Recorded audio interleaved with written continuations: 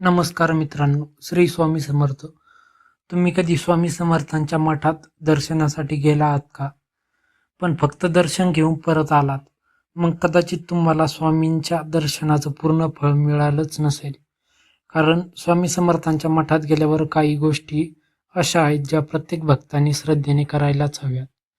या गोष्टी केल्याने मन शांत होतं, घरातील संकट कमी होतात आणि स्वामींची कृपा अनुभवायला मिळते.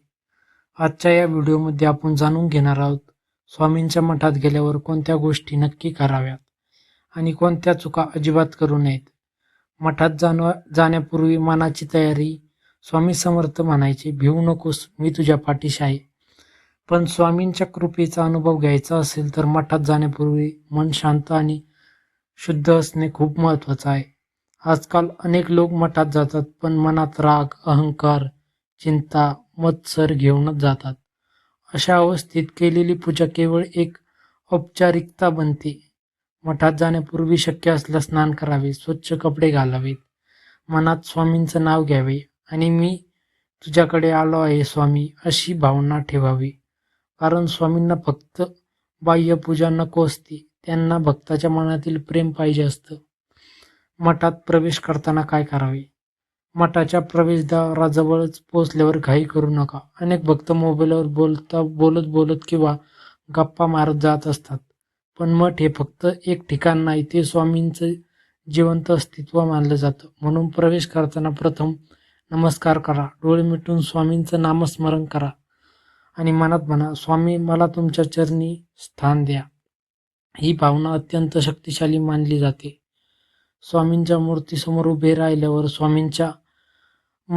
उभे राहिल्यावर फक्त इच्छा मागू नका. आज बहुतेक लोक जातात ते फक्त मागण्यासाठी, पैसा, नोकरी, लग्न, समस्या दूर होण्यासाठी. पण खरा भक्त प्रथम कृतज्ञता व्यक्त करतो. स्वामींसमोर उभं राहून म्हणा, स्वामी आज जे काही आहे ते तुमच्यामुळेच आहे. कारण कृतज्ञतेत खूप मोठी शक्ती असते. असं म्हणतात, जो भक्त स्वामींचे आभार मानतो त्याच्यावर स्वामींची कृपा अधिक वेगाने होते. स्वामींच्या चरणाला स्पर्श करताना जर मठात चरण स्पर्श करण्याची परवानगी असेल तर अत्यंत नम्रतेने चरण स्पर्श करा. चरण स्पर्श म्हणजे केवळ एक परंपरा नाही, तर अहंकार संपवण्याची प्रक्रिया आहे. जेव्हा भक्त डोकं चरणी ठेवतो तेव्हा तो स्वतःचा अनुभव खाली ठेवतो.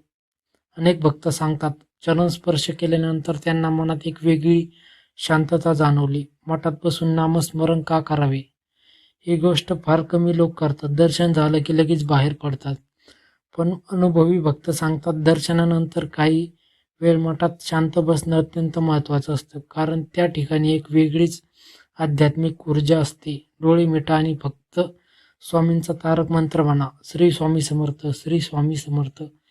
हे नामस्मरण मनातली नकारात्मकता कमी करतं असं मानले जातात. अन्नदान आणि सेवा. स्वामी समर्थांना सेवा अत्यंत प्रिय आहे. मठात गेल्यावर शक्य असल्यास अन्नदान करावे, पक्ष्यांना दाणे टाका, गरजू लोकांना मदत करा किंवा मठातील सेवेत सहभागी व्हा. कारण स्वामी म्हणतात, जे दुसऱ्याला देतात त्यांच्याकडे मी स्वतः येतो. अनेक भक्तांचा अनुभव आहे की स्वामींच्या नावाने केलेले छोटंसं दानही मोठं पुण्य देतं. मठात कोणत्या चुका करू नयेत. आता अत्यंत महत्त्वाची गोष्ट, मठात गेल्यावर या चुका टाळा. मोठ्याने बोलू नका, मोबाईलवर रील्स किंवा फोटोशूट करू नका, इतर भक्तांची टिंगल करू नका, रागाने किंवा अहंकाराने वागू नका, दर्शनासाठी ढकलाढकली करू नका. कारण मठात शांतता आणि भक्तीचं वातावरण राखणं ही सुद्धा सेवाच आहे. स्वामींचा खरा संदेश. स्वामी समर्थांनी कधीच फक्त चमत्कार शिकवले नाहीत, त्यांनी श्रद्धा आणि संयम शिकवला. आज अनेक लोक स्वामींकडे जातात पण स्वामींना अनुभवण्यासाठी मनाने त्यांच्याजवळ जावं लागतं. जर तुम्ही श्रद्धेने मठात जाल तर कधी ना कधी तुम्हालाही स्वामींची कृपा नक्की जाणवेल.